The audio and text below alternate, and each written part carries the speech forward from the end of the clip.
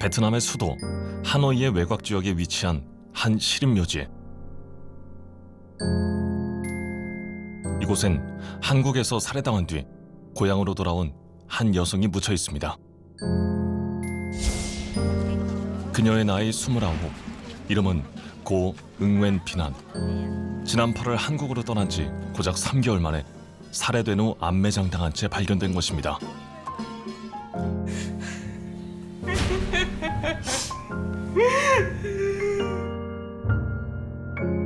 딸의 갑작스런 죽음, 부모의 가슴은 무너져 내립니다.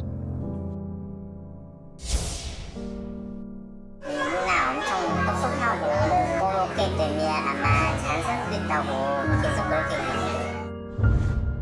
한국어 좀 더 배우면서 여기서 행복하게 살겠다고 마음 먹고 왔죠.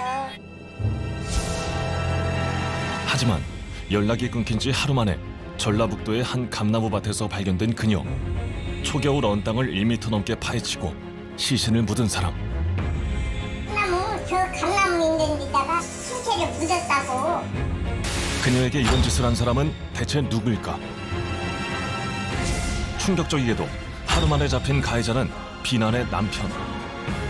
올해 57의 한국 남성이었습니다. 한국에서 이루고 싶었던 아내의 꿈을 무참히 짓밟은 남편. 그 사건의 내막을 쫓아봅니다. 고 응웬 비난이 남편에게 살해를 당한 건 지난달 16일. 그날 집 인근 CCTV에 찍힌 남편의 모습을 확인해봤습니다. 오전 6시 29분경 밖으로 나와 주변을 살피는 남편. 당시 아내의 사망 시간은 오전 5시 30분경으로 집안에 이미 살해한 아내를 두고 2차례가량 밖으로 나와 주변을 살펴본 겁니다. 그리고 오전 8시 아내의 시신을 차에 싣는 것으로 추정되는 모습을 확인할 수 있습니다. 그리고 세차게 비가 내리던 다음 날 한 병원의 응급 차량에 아내가 실려옵니다. 하지만 이미 사망한 상태였던 그녀는 곧바로 영안실로 향합니다. 3개월이라는 짧은 한국 생활이 이렇게 끝나고 말았습니다. 남편이 아내를 암매장한 곳으로 추정되는 곳은 전라북도의 한 감나무 밭입니다. 경기도인 집에서부터 이곳까지 아내의 시신을 차량에 싣고 와 땅을 파내 묻은 것입니다. 어떤 사람이 이렇게 돌을 이렇게 조각히 한 사람도 있더래. 하나 저방인가 봐. 남자들야 20몇 달 사이다는데 결혼한 지가 10달밖에 안 됐어요. 칼 한 번 찔러서 죽었겠죠. 16번을 찔렀어요. 고 응웬 비난이 낯선 한국 땅을 밟은 지 고작 3개월. 새로운 생활에 대한 기대와 걱정으로 시작되었을 그 길의 끝이 빈소가 되리라곤 아무도 생각지 못했습니다. 그녀의 소식을 듣고 가족과 지인들이 급히 한국으로 입국해 장례식장을 찾았습니다. 그 누구보다 이런 현실이 지옥같이 느껴지는 건 가족일 텐데요. 정식으로 빈소가 차려졌습니다. 환하게 웃는 딸의 사진이 영정이 되어 놓입니다. 그리고 그 앞에 엄마가 마주합니다. 낯선 한국에서 남편에게 살해된 뒤 암매장까지 당한 딸이 겪었을 고통. 그 생각만 하면 억장이 무너져 내립니다. 얼마나 무서웠을까요? 잘 지내고 있다는 말을 믿었던 그 시간이 너무나 후회스럽습니다. 한국에 온 지 3개월 만에 벌어진 참극. 비난 씨에게 무슨 일이 있었던 걸까요? 저희가 이제 그동안에 어떤 일들이 있었는지를 좀 알아보려고 왔어요. 여기 가면 가깝게 지내는 친구가 있어요. 사촌 동생 있어요. 사촌 동생 그렇게 얘기하면 돼. 신고 사람 그 친구 한 사람. 네. 신고 사람 그 사람한테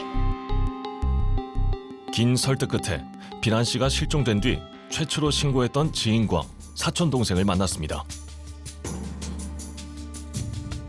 이게 사실인지 맞는 건지 그런 정도로 아직 상상도 안 되는 상태예요. 엄마 그렇고 속상하고 그런 말밖에 뭘 하죠. 비난 씨는 자신이 살해되기 전날 지인에게 심상치 않은 부탁을 했다고 하는데요. 군주인 날 15일 날 저녁 때 저희 집으로 와가지고 인사를 했어요. 그래서 내일 아마 오전에 나도 인식 갈 거야. 근데 언니 웃으면서 이런 말을 했어. 선생님들아, 내일 내가 나한테 연락이 없으면 나한테 찾아줘. 사건이 벌어지기 전날 다른 지역으로 일을 하러 간다며 인사를 했던 그녀. 하지만 표정이 밝지만은 않았다고 합니다. 누나가 일하고 싶다고 먼저 얘기했어요? 아니요, 그런 거 아니고 남편은 계속 어디라도 또 가라고 막 그랬어요. 일도 알아보고 생활도 알아서 하라고 계속 그랬어요. 비난과 남편이 나눈 메시지 중 일부 내용입니다. 남편은 비난에게 아내로서 할 도리를 하라는 것과 자신에게 의지하지 말고 돈을 벌라고 강요합니다. 사건이 터지던 그날도 남편의 말대로 일을 하러 떠나려던 그녀였습니다. 너무 느낌이 이상했죠. 하루 종일 전화 걸었는데 안 되더라고요. 그래서 112, 그러니까 교육급 신고를 했어요. 근데 갑자기 3시간 정도 이게 형사님들이 전화 왔더라고요. 사건이 터졌다고요. 그렇게 말만 했어요. 남편의 진술에 따르면 사건이 벌어진 그날 일을 하러 가겠다는 아내를 말리는 과정에서 홧김에 살해를 했다고 합니다. 하지만 그간 돈을 벌어올 것을 강요했던 건 남편이었는데요. 어쩌면 한국말이 서툰 비난에게 말과 행동이 다른 남편의 모습은 이해하기 어려웠을지도 모릅니다. 사건의 흔적이 아직 남아있는 집. 그렇다면 평소 두 사람의 사이는 어땠을까요?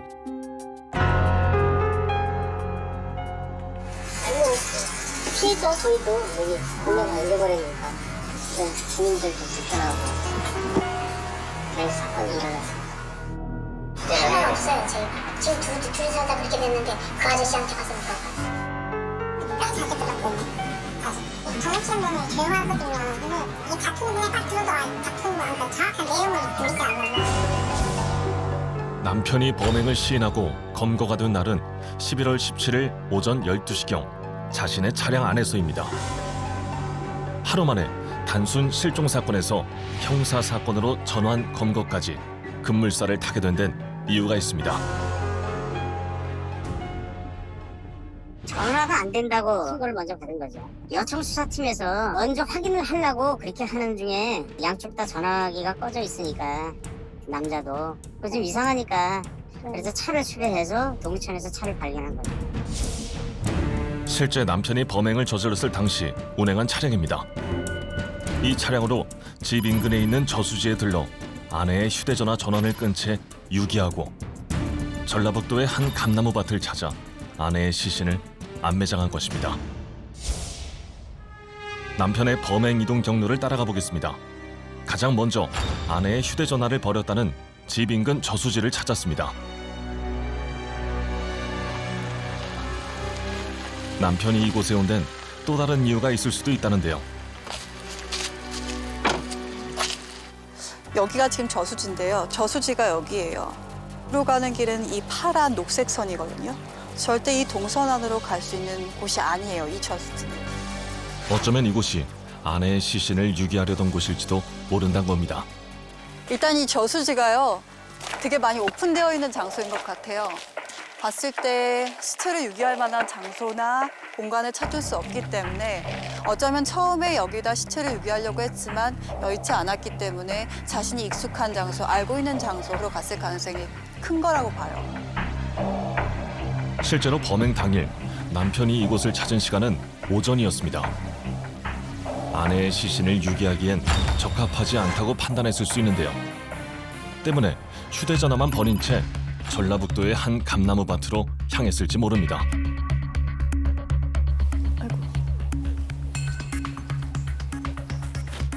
차가 들어갈 수 있는 데는 저까지인 것 같은데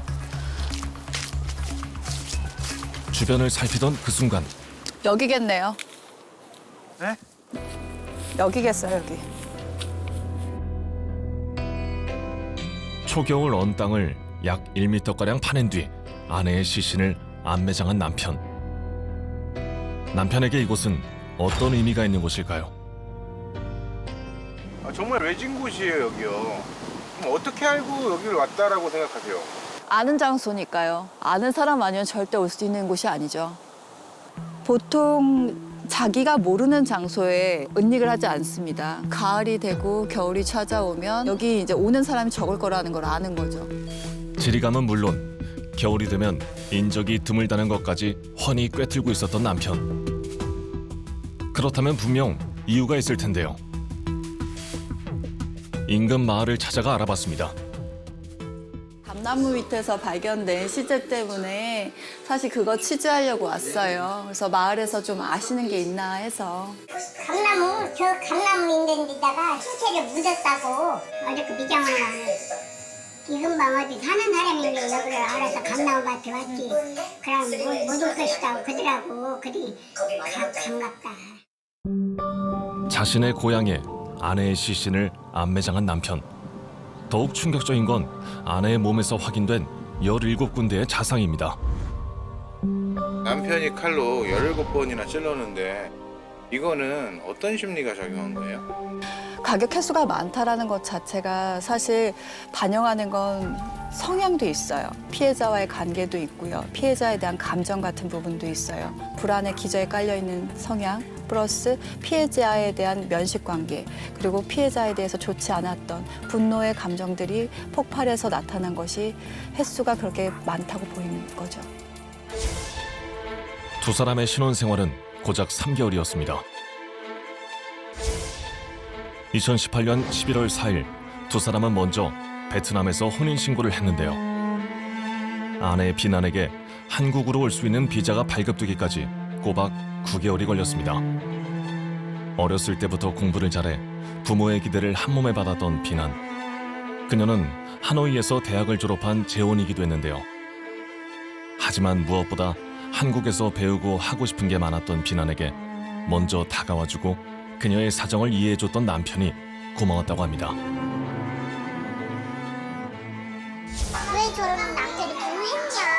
그래 보니까 언니는 화가 결혼했기 때문에 아들이 있기 때문에 한국 남자를 동의하지 않아요. 그러니까 같이 결혼하는 생각이 없어요. 근데 언니 남편은 딸이든 아들이든 상관없다고. 그래서 선택한 거예요. 남편 쪽엔 아이는 없어요? 남편은 처음이에요. 첫 번째 결혼이에요. 엄마의 품을 떠나기 전 행복하게 살겠다고 잘 살겠다고 약속했던 딸. 딸을 만나기 위해 기다리고 기다렸던 날이 결코 이래서는 안 되는 거였습니다. 한 줌의 유골이 되어 엄마 품으로 돌아온 딸의 죽음이 너무도 애통합니다. 3개월 동안 그녀에게 있었던 일들을 좀 더 확인해보기 위해 살해당하기 전까지 일했다는 곳을 찾았습니다. 3주 정도 했나? 이게 어떤 직원이었어요? 그 친구 일은 잘한 편이었습니다. 일 잘했어요. 보통 안 좋은 일이 생기기 전날인가? 갑자기 일 그만둔다 그러더라고요. 그래서 왜 그만두냐고 그랬더니 남편이 이제 집 나가라고 그러더라고. 남편 자꾸 이혼하자고 한다고 그랬으니까. 남편이 이혼하자고 네. 남편이 여기 찾아오거나 그런 일도 있었나요? 비나는 한국에서 지내는 3개월 동안 남편의 가족을 만난 적이 단 한 번도 없었다고 합니다.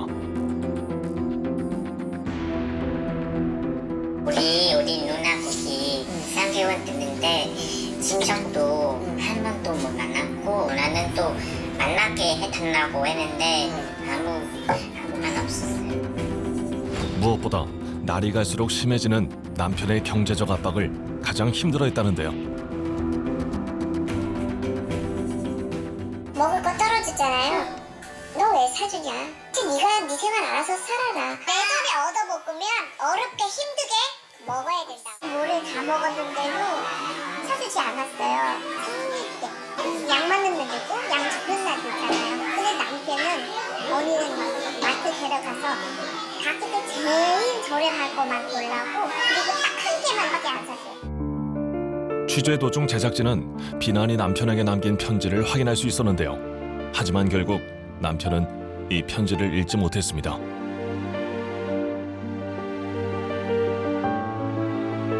편지엔 그간 남편에게 하고 싶었던 이야기가 빼곡히 적혀 있습니다.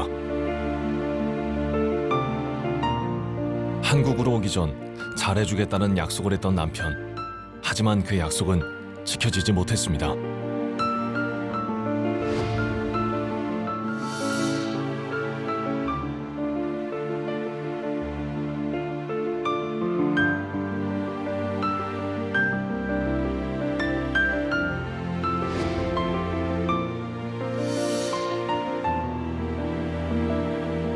남편은 아내가 일을 하러 가겠다는 결심을 돌이키고 싶었던 걸까요? 하지만 이미 모든 게 너무 늦어버렸습니다.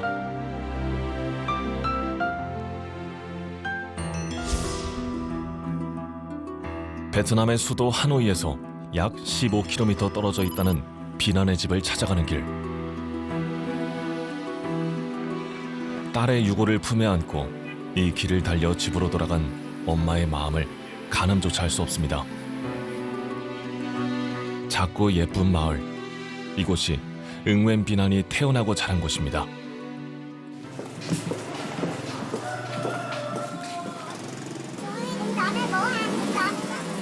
어디? 저 감사합니다. 식가만. 응웬 비난의 아버지입니다. 한국에서 온 제작진을 마중까지 나온 아버지는 가장 먼저 집 2층에 마련된 딸의 빈소로 안내합니다. 그날 이후 비난과 함께 부모의 삶도 멈춰버렸습니다. 지금 딸을 위해 아버지가 해줄 수 있는 건 더 이상 외롭지 않도록 이곳을 지키는 것뿐입니다. 딸의 인생이 평안하길 바라며 지은 이름 비난. 하지만 이런 바람과는 달리 딸은 가장 원했던 한국 생활을 미처 끝내지 못한 채 돌아오게 된 것입니다. Con có visa. Con visa rồi.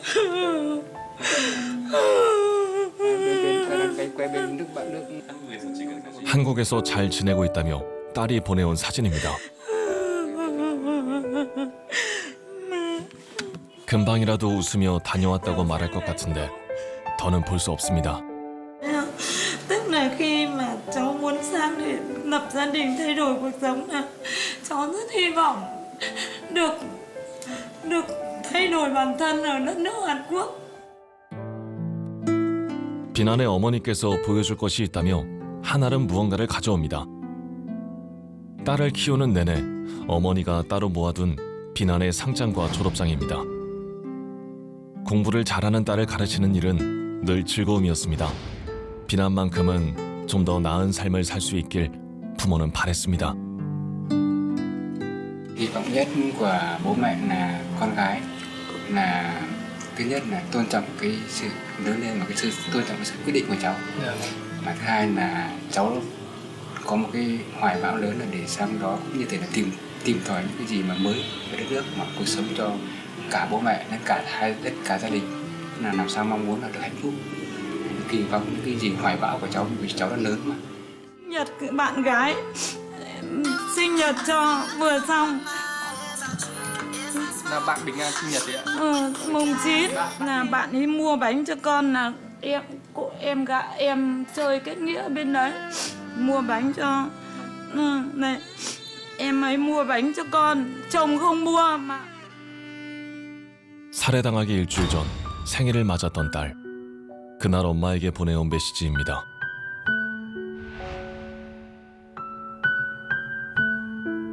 항상 본인보다 부모를 먼저 생각하고 걱정해주던 딸입니다.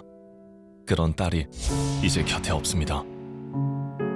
딸이 살해당하기 바로 전날에도 통화를 하고 메시지도 나눴습니다. 그날도 딸은 잘 지내고 있다고만 했습니다. Buồn quá đó nghe.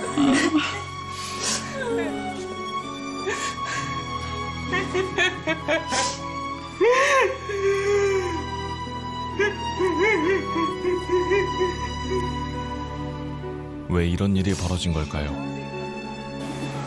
Bảo bạn ấy lúc nào cũng cố gắng, mà lúc sang đấy thấy ông đối xử tệ nhưng bạn cứ bảo là con sẽ cố gắng, Động viên gọi người động viên bố mẹ đấy. cứ bảo là bố mẹ yên tâm con sẽ cố gắng, học cũng Bạn cố từ gắng. bé đúng không? Từ bé.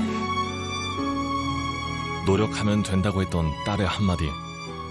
그랬기에 사위를 의심 한번 하지 않았습니다. 믿었던 딸의 선택이었기 때문입니다. 베트남에는 죽은 자는 마지막 순간을 영원히 기억한다는 말이 있습니다. 하지만 우리 딸은 제발 그렇지 않길 오늘도 기도하고 또 기도합니다.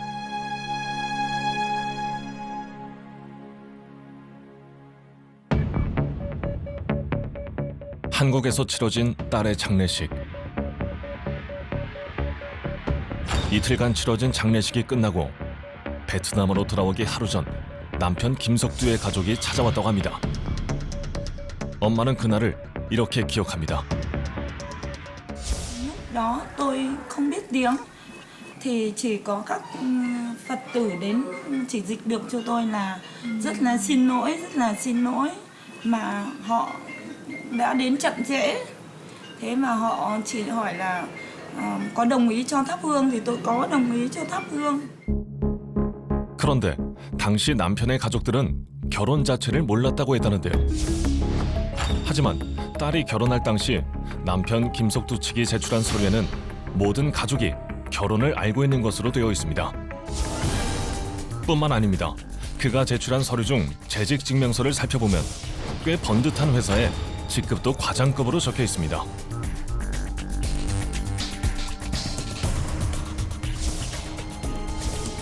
남편의 재직 증명서에 적힌 회사를 찾아가 봤습니다.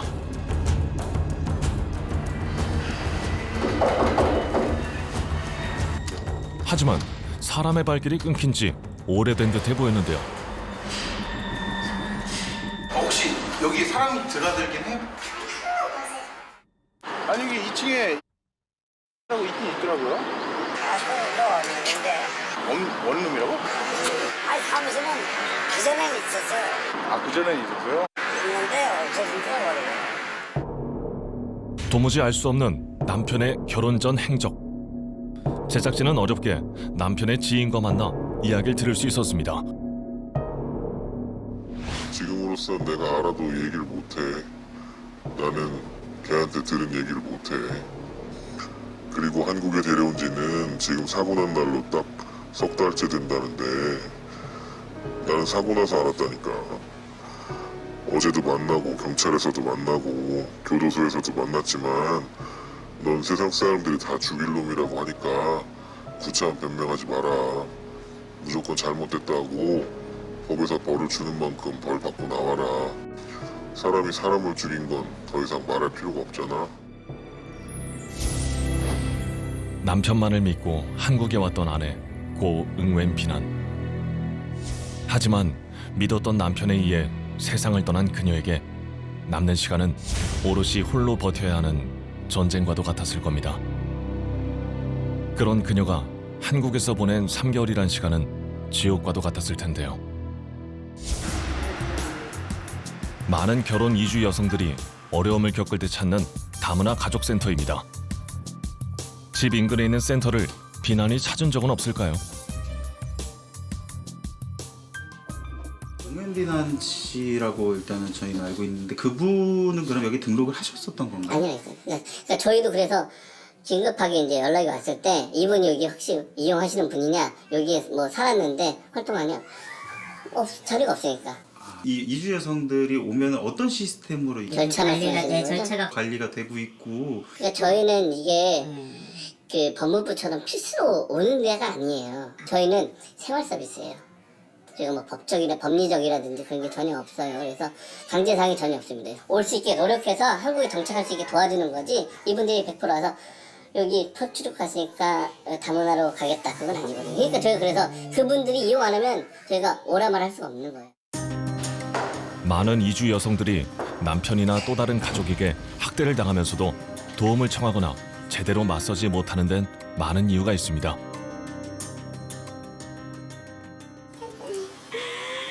우리 남편 가족이 나는 싫어해요. 왜 싫어해요? 그러니까 외국인하니까 아무래도 싫어해요. 아기가 낳고 3개월 후에 호텔을 써요. 저희가 사실은 맞을 때 그 아픈 거는 느낌이 자기만 생각하고 있었어요. 보호받아야 마땅한 가족의 울타리 안에서 행해지는 폭언과 폭행을 견뎌야 하는 이주 여성들. 이들에게 지금 가장 필요한 건 무엇일까요? 많이 데려주고 팔로도 아팠어요. 나오는 사람들도 신고했어요. 쉴 때 했으면 남편이랑 합의하고 각서 같은 거 쓰고 상담하고 일단 너희가 걱정 아직 안 갔고 돈도 없고 일도 없고 집도 없고 애기가 어떻게 키워 줄 수가 없어서 그냥 남편이랑 다시 살아요. 저희는 실망했어요. 얼마 전 많은 사람들의 공분을 산 베트남안의 폭행 사건을 통한 대법원의 판례는 현실적인 문제를 보완하는 데 도움이 될 것으로 보이는데요.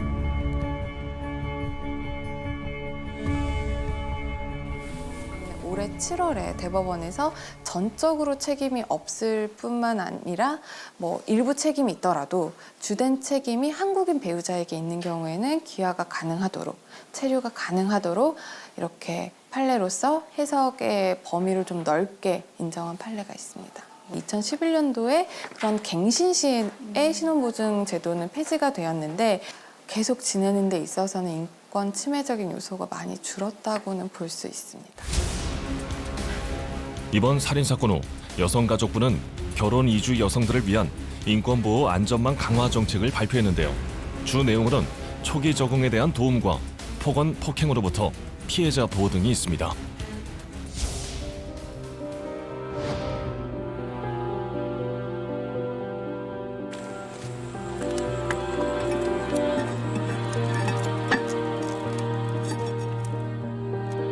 더 이상 제2, 제3의 응웬 비난이 나오지 않길 바랍니다.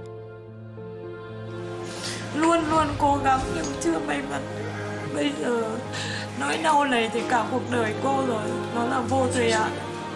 Ý muốn của gia đình là muốn luật pháp rút trở lại, rồi là những cái sự công bằng cho con gái tôi.